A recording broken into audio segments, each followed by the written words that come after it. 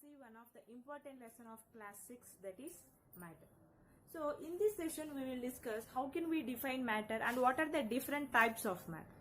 So coming to the definition of the matter, so anything which occupies some space and which is having some mass is considered as matter. So anything which occupies some space and which is having some mass. So for example, if you consider this chalk piece, now I am going to keep this chalk piece on my hand. You can see this chalk piece is occupying some area, that means some space on my hand, and obviously it is having some weight. So anything which is having some mass as well as it has to occupy some space, then only we can consider it as matter. But we can't consider everything surrounding us as a matter. Why? Because if you consider sound as an example, sound means simply we can hear it, right? But we cannot measure its weight and it doesn't occupy any space also. So compulsory anything which is having some mass and if it is occupying any space, then only we can consider it as a matter. Now coming to the classification of the matter, there are totally 3 types of matters are there, that is solid, liquid and gas. So first coming to the characteristic properties of the solids, these solids are tightly packed and they are having definite shape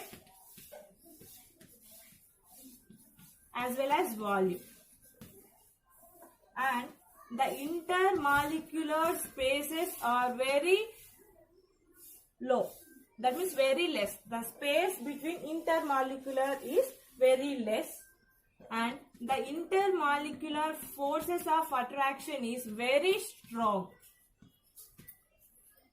and these solids do not compressible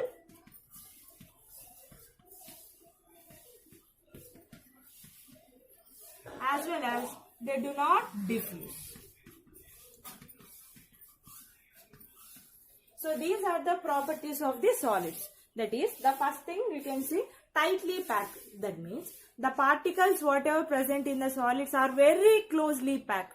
There is no huge difference between one particle to another particle.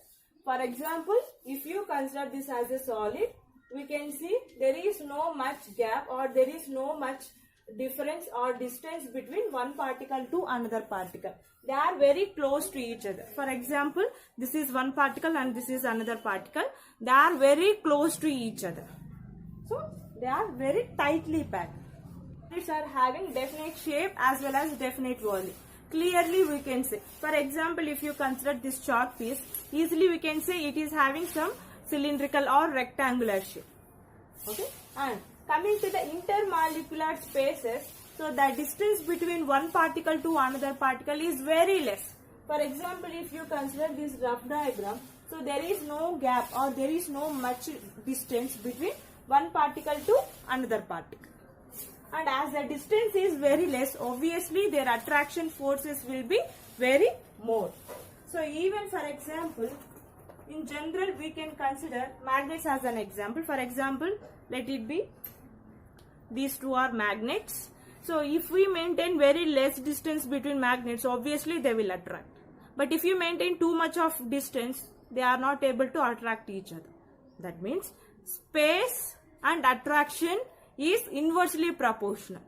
If the space is less, attraction will be more. If the space is more, attraction is less.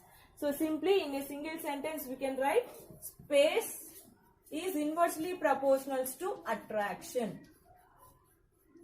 If the space between two particles is less, then the attraction will be more. If the space is more, then the attraction will be less.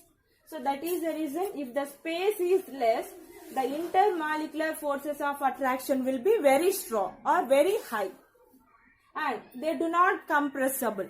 So for example, this solid, that means this chalk piece is a solid and we are not able to compress.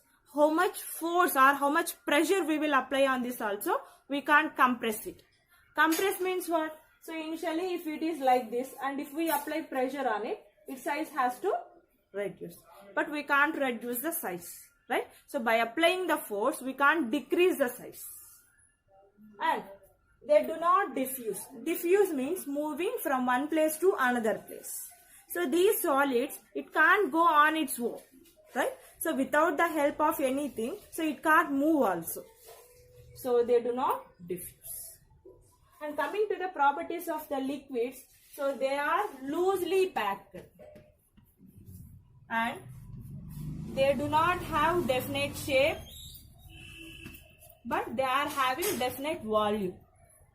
And the intermolecular space is more when compared to solids, and the intermolecular forces of attraction is less when compared to solids, and they are little compressible and they can diffuse easily. Okay, so these are the properties of the liquids. Loosely packed, that means the particles present in the liquids are very loosely packed. So this one we said under solids category. For example, if you take this one as a liquid, so let it be this is a liquid, so the particles are little bit loosely held, they are not tightly packed.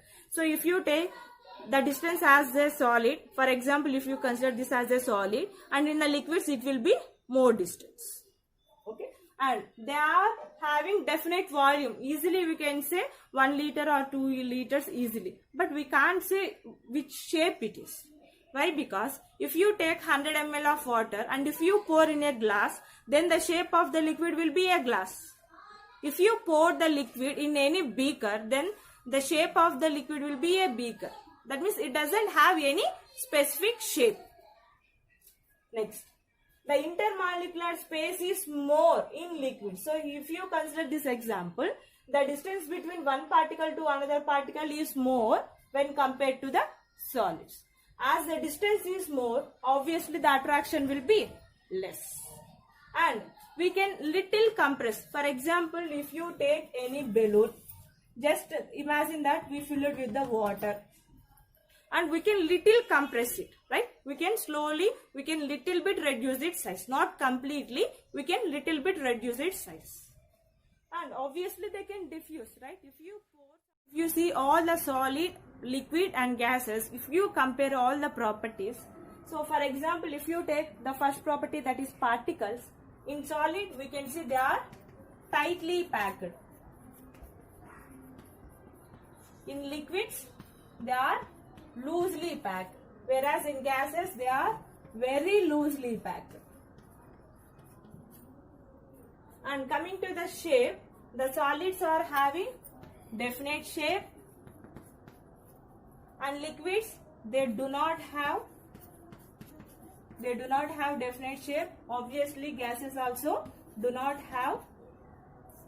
And volume, solids are having definite volume, liquids have definite volume,